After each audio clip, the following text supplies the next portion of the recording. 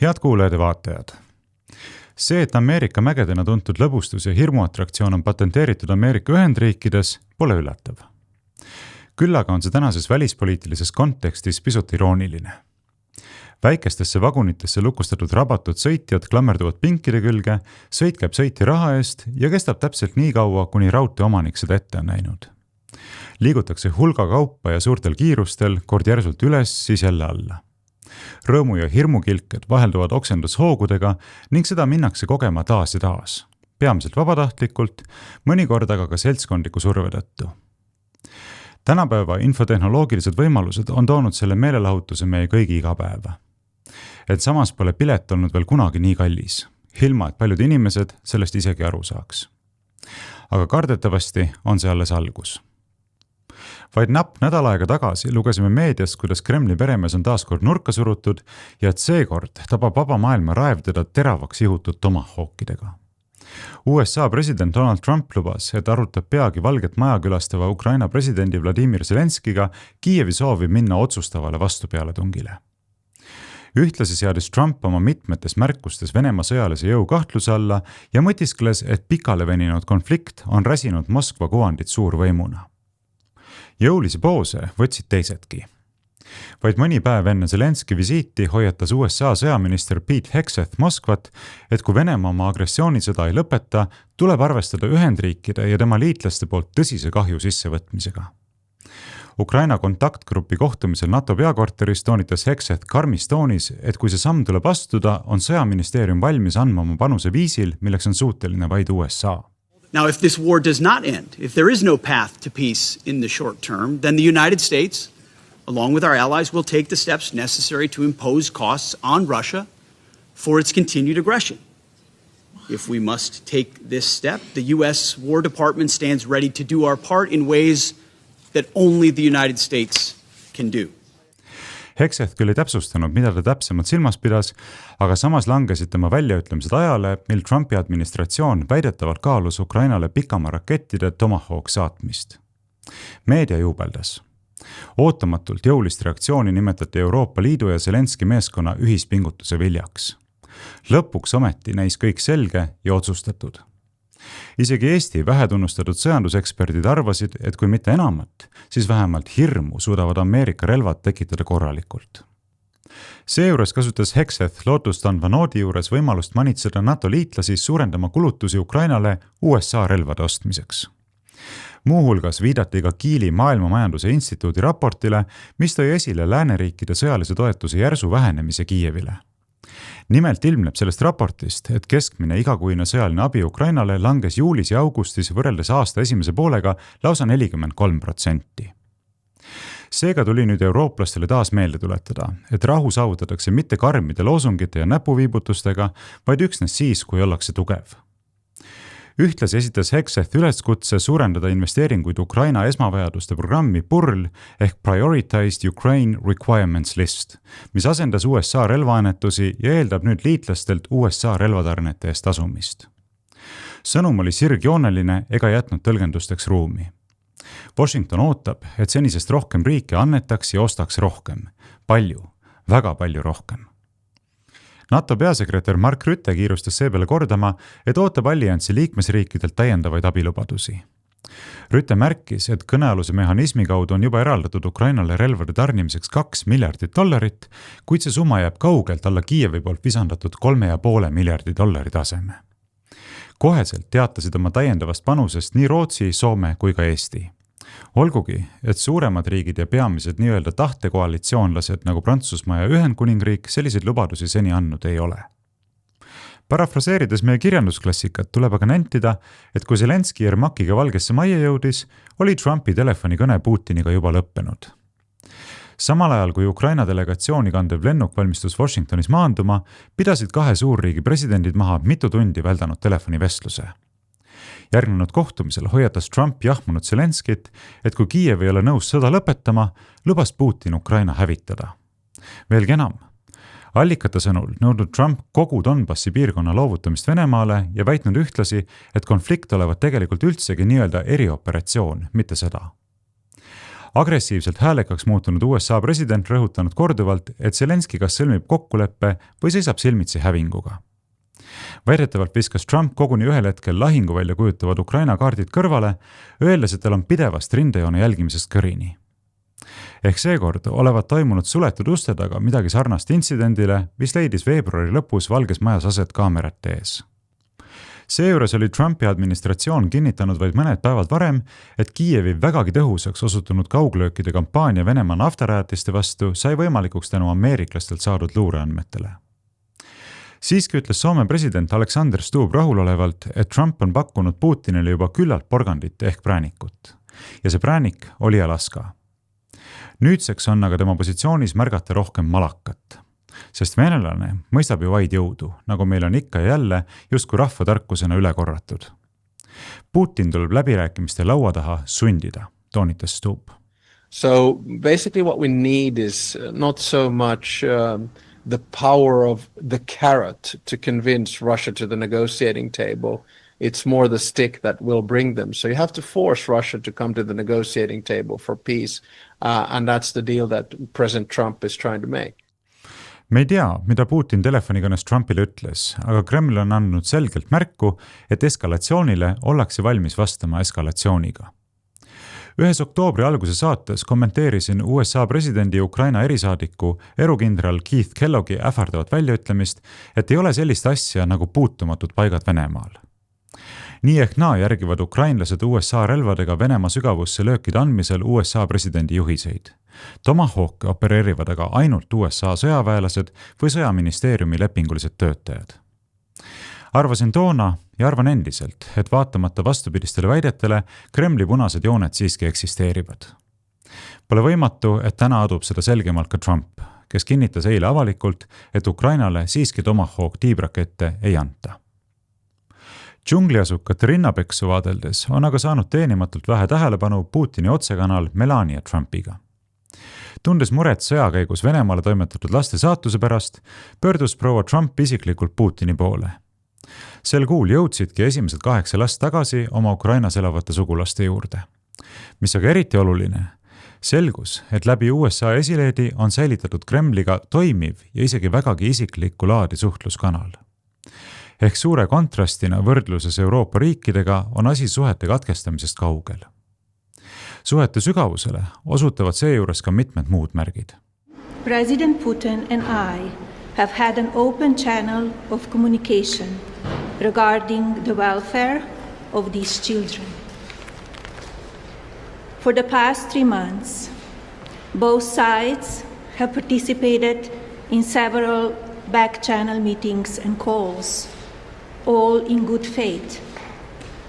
We have agreed to cooperate with each other for the benefit of all people involved in this war. Samal ajal, kui Hegseth esitles NATO liitlastele sõnamuskleid ja nõudis raha, kohtus Putin Moskvas Süüria presidendi Al-Sharaga. Sama mehega, kes oli terroristliku tegevuse ja mõrvade pärast aastaid lukustatud USA vangilaagrisse ja vabanes sealt alles lääne poolt orkestreeritud Süüria riigipöörde ajal. Ühtlasi on tähelepanuväärne, et Al-Shara taastabamise eest pakutava $10 miljoni pearaha tühistas USA alles eelmise aasta detsembris, Süüria võimuläbirääkimiste ajal. Niisiis, kuna tegemist on lääne eriteenistuste poolt rätsepöölikonda topitud endise Al-Qaeda kõrileikajaga, ei saanud tema visiit Moskvasse olla juhuslik. Ja päris kindlasti ei saanud juhuslik olla ka tema sõnum, et Süüria austab kõiki Venemaaga sõlmitud varasemaid kokkuleppeid. Nimelt vajab Venemaa oma Süürias asuvat Tartussi mereväebaasi, et säilitada Vahemerel oma mereväe kohalolek ja toetada seeläbi sõjalisi operatsioone Aafrikas ja Lähis-Idas.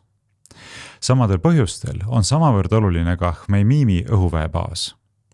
Nagu nõukogude ajal, nii püsivad ka täna paljud Musta mandri valitsused tänu Moskva toetusele. Omaette küsimus on Venemaa energiakandjate transpordi julgeoleku tagamine Vahemerel ja Punasel merel. Kui kellelegi jääb selle osutuse tähendus ebaselgeks, siis ütleme otse. Vaevalt leiavad niisugused protsessid aset ilma USA-ga koordineerimata.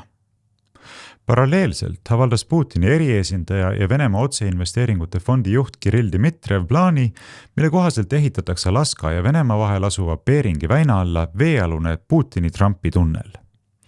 Tegu oleks tunneliga, mis ühendaks riike ja aitaks kaasa loodusvarade ühisele uurimisele. Ettepaneku kohaselt ehitataks ligi 112 kilomeetri pikkune raudteeühendus, mida rahastaksid Moskva ja rahvusvahelised partnerid.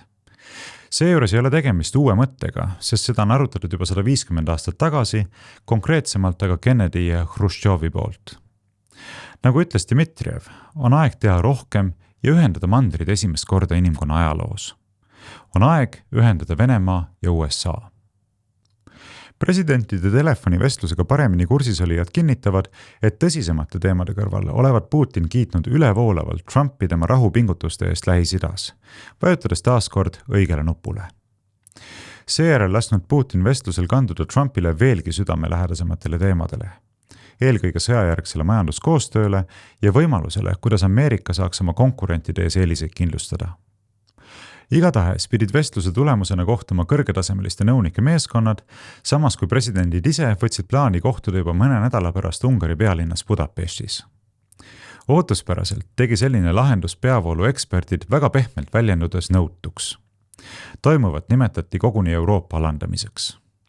Aga analüütikute sõnul oli kohtumiseks valitud asukoht märgiline, kujutades endast üheaegselt nii Trumpi tänuavaldust oma poliitilisele liitlasele Viktor Orbanile kui ka sõnumit Euroopa Liidule. Maailmaasju ajatakse ilma Brüsseli ja selle kõrgete esindajateta. Jällegi ootuspäraselt nimetasid Euroopa diplomaadid seda sammuks, mis lööb mõra liidu ühtsusse. Ühe Briti diplomaadi sõnul oli see aga jõuline meeldetuletus, et kuigi venelased võivad sageli olla labased ja kohmakad, võivad nad olla ka üllatavalt osavad. Nenditi, et seekord mängiti Zelenski üle ja pole mõtet teeselda vastupidist. Pärast hetkelist peataolekut teatas aga Euroopa Komisjon siiski, et tervitab presidentide võimalikku kohtumist Budapestis, kui see aitab sõja Ukrainas peatada.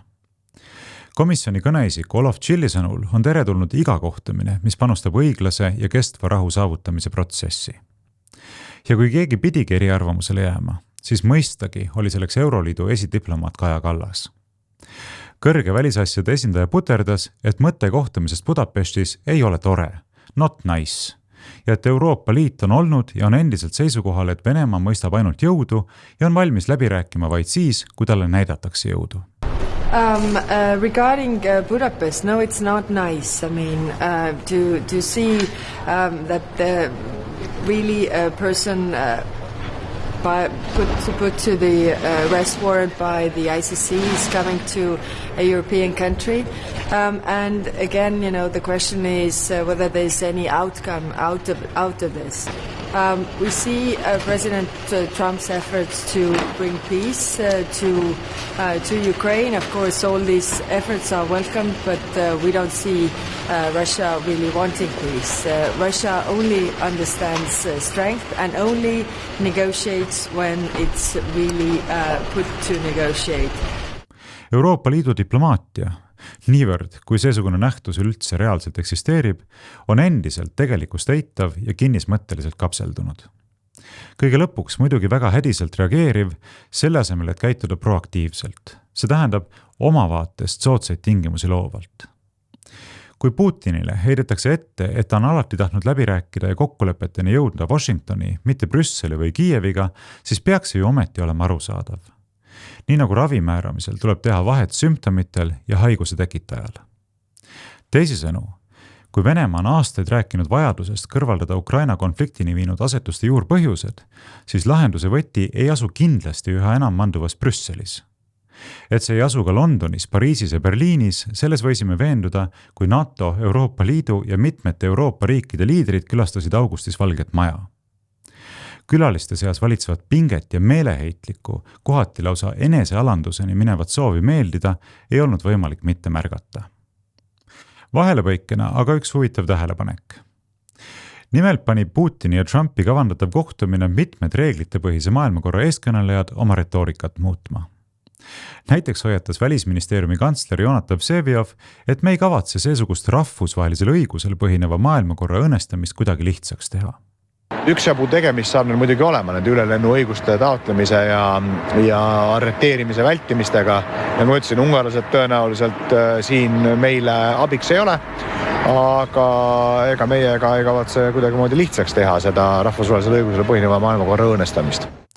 Mõne päeva eest Luksemburgis peetud Euroopa Liidu välisministrite kohtumisel kutsus ka Leedu välisminister Kęstutis Budrys partnereid üles tugevdama Ukraina läbirääkimiste positsiooni ja vältima järeleandmisi, mis on vastuolus rahvusvahelise õigusega.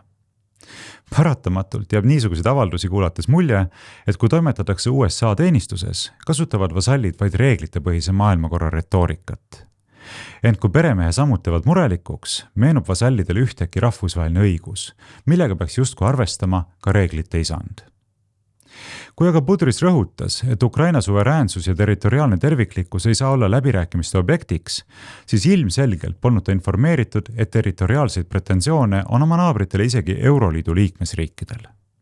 Meenutagem kas või ainult Küprost ja Gibraltari küsimust, rääkimata Eesti susisevast piirilepingust Venemaaga. Mis puutub aga Ukrainasse, siis territoriaalseid loovutusi pole välistanud isegi Zelenski. Globaalse süvariigi taotlus rahuprotsesse blokeerida on üldteada. Aga kui midagi tervitada, siis kindlasti seda, et üle väga pika aja on seni igasugusele diplomaatiale vastu töötanud kodumaised tippbürokraadid rääkimas meile mitte taotluslikult ebamäärasest reeglitepõhisusest, vaid rahvusvahelisest õigusest. Rahvaste, riikide ja rahvusvaheliste organisatsioonide omavaheliste ja vastastikku siduvate, kõigi suhtes kehtivate normide süsteemist. Asi seegi. Mis sellest, et kui meie maailma vägevad omi plaane teevad, taandatakse Euroliit heal juhul ääremärkuseks. Fuck the EU, nagu väljendus Maidani sündmusi orkestreerides liberaalne revolutsionäär Victoria Nuland USA riigidepartemangust. Tänast kommentaari alustasin osutusega Ameerika mägedele ja sama osutusega on põhjust ka kommentaar lõpetada. Nimelt teatas Trumpi administratsioon teisipäeval, et suure pauguga välja kuulutatud ja vahepeal palju kirgi kütnud USA ja Venemaa presidentide kohtumist Budapestis lähiajal siiski ei toimu. Väidetavalt langetati otsus kohtumine tühistada või edasi lükata pärast esmaspäeval toimunud telefonikõnet USA ja Venemaa välisministrite vahel. Soovin ametlikult kinnitada, Venemaa ei ole oma positsiooni muutnud võrreldes nende arusaamadega, mis saavutati Alaska tippkohtumisel, ütles Venemaa välisminister Sergei Lavrov kommentaariks ajakirjanikele, toonitades, et oli täpselt sama öelnud ka USA välisminister Marco Rubiole. Lavrov lisas, et järgmise Trumpi ja Putini tippkohtumise asukoht ja ajakava on vähem tähtsad kui Alaska kohtumisel saavutatud arusaamade elluviimine. Kõige olulisem olevat endiselt keskendumine Ukraina sõja juurpõhjustele, ilma milleta ei ole kestev rahu mõeldav. Lühidalt öeldes, sõit Ameerika mägedel jätkub ja kindlasti naaseme nende teemade juurde tulevastes saadetes. Tänaseks aga tänan teid kuulamast, vaatamast ja kaasa mõtlemast. Kui peate vajalikuks minu välis- ja julgeolekupoliitika kommentaaride projektile omalt poolt kaasa aidata, siis selleks tarviliku info leiate minu kodulehelt aadressiga varrovooglaid.ee. Kuulmiseni!